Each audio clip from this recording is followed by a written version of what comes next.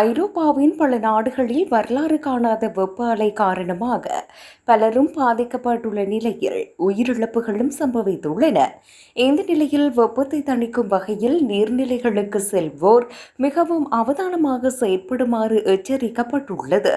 கடந்த ஒரு வாரத்தில் பிரான்ஸ், பிரித்தானியா, இத்தாலி உட்பட பல நாடுகளில் 100க்கும் மேற்பட்டோர் உயிரிழந்துள்ளனர்.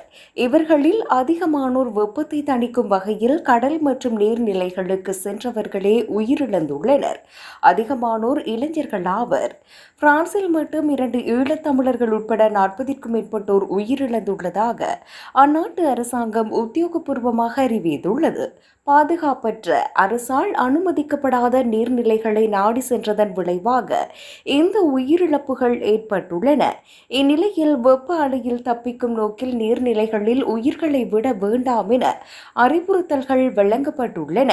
கடும் வெயிலில் நமது உடலின் வெப்பநிலை மிக அதிகமாக இருக்கும் அந்த உஷ்ணத்துடன் திடீரென குளிர்ந்த ஏரியிலோ அல்லது குவாரியிலோ குதிக்கும் போது உடல் மிகப்பெரிய அதிர்ச்சிக்கு உள்ளாகுகிறது. இதனால் இரத்த நாளங்கள் சுருங்கி மூச்சு திணறல், தசைப்பிடிப்பு அல்லது மாரடைப்பு கூட ஏற்படலாம்.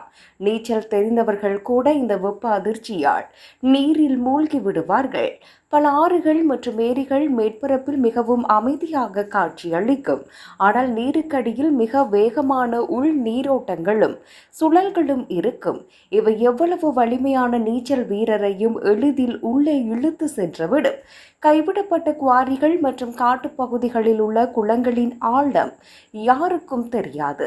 அங்கே மறைந்திருக்கும் பாறைகள், சேறு மற்றும் அடர்ந்த நீர்த்தாவரங்கள் கால்களை சுற்றி கொண்டு வெளியே வர முடியாத நிலையை உருவாக்கிவிடும் என எச்சரிக்கப்பட்டுள்ளது. தற்போது ஐரோப்பாவில் நிலவும் கடும் வெப்ப அலை அடுத்து வரும் வாரங்களில் வழமைக்கு திரும்பிவிடும் என அறிவிக்கப்பட்டுள்ளது.